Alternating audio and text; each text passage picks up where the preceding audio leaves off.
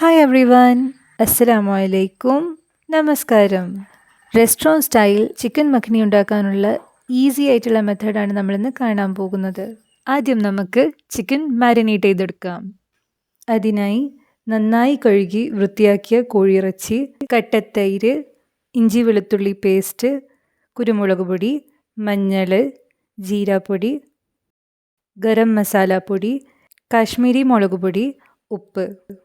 നിങ്ങളുടെ അടുത്ത് ചിക്കൻ ടിക്ക മസാല അഥവാ ചിക്കൻ തന്തൂരി മസാല ഉണ്ടെങ്കിൽ അതും ആഡ് ചെയ്യാവുന്നതാണ്. ഇതെല്ലാം ഒരു പാത്രത്തിലിട്ട് നന്നായി കൂട്ടിച്ചേർത്ത് അരമണിക്കൂറോളം മാരിനേറ്റ് ചെയ്യാൻ വയ്ക്കുക. അതാകുന്നത് വരെ നമ്മൾ ഗ്രേവിക്ക് വേണ്ടിയിട്ടുള്ള പ്യൂരി റെഡിയാക്കുക.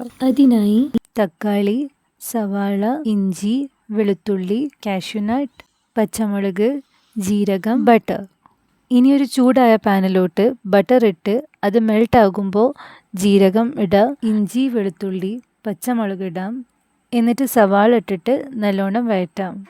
സവാള ഒന്ന് വാടി വരുമ്പോൾ കാഷ്യൂം തക്കാളിയും ഇടാം. തക്കാളീൻ്റെ മേലെ കൂടെ ലേശം ഉപ്പ് വെതറി കൊടുക്കാം. അങ്ങനെയാണ് തക്കാളി വേഗം സോഫ്റ്റ് ആകുന്നത്. അപ്പോൾ ഇതെല്ലാം ഒന്ന് നല്ലോണം വഴറ്റിയെടുത്ത് ചൂടാറിയതിന് ശേഷം പേസ്റ്റായി അരച്ചെടുക്കാം. ഇനി നമ്മൾ മാരിനേറ്റ് ചെയ്യാൻ വെച്ചിരുന്ന ചിക്കൻ ഫ്രൈ ചെയ്തെടുക്കാം. നിങ്ങൾക്ക് വേണമെങ്കിൽ അത് ഗ്രില്ലോ എയർ ഫ്രൈയോ ചെയ്തെടുക്കാവുന്നതാണ്. പക്ഷെ നമ്മളിവിടെ ഷാലോ ഫ്രൈ ചെയ്യലാണ് പ്രിഫർ ചെയ്യുന്നത്.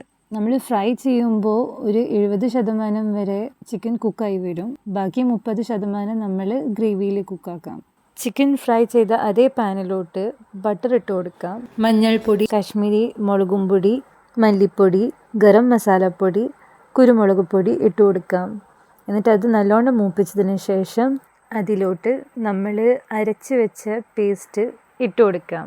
എന്നിട്ട് നമ്മളിപ്പോൾ ഇട്ട് കൊടുത്ത മസാലകളൊക്കെ നല്ലോണം കൂട്ടിയിട്ട് അത് ഇൻഫ്യൂസ് ആകുന്ന വരെ അതിനൊന്ന് വേവിച്ചെടുത്തതിന് ശേഷം അതിലോട്ട് നമ്മൾ ഫ്രൈ ചെയ്ത ചിക്കൻ ഇട്ട് കൊടുത്തിട്ട് ഒന്ന് നാമിച്ച് നോക്കി ആവശ്യത്തിനനുസരിച്ചിട്ട് ഉപ്പിട്ട് കൊടുക്കാം. ഇനി പാത്രം മൂടി വെച്ച് ഒരു 5-10 മിനിറ്റോളം മീഡിയം ഫ്ലെയിമിൽ വേവിക്കുക.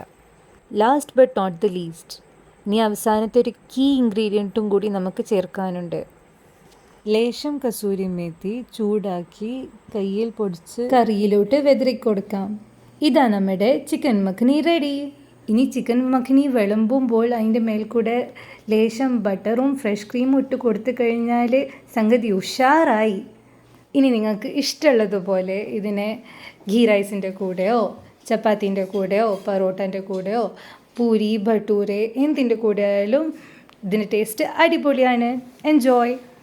നിങ്ങൾക്ക് റെസിപ്പി ഇഷ്ടപ്പെട്ടാൽ ലൈക്ക്, ഷെയർ, സബ്സ്ക്രൈബ് ചെയ്യൂ.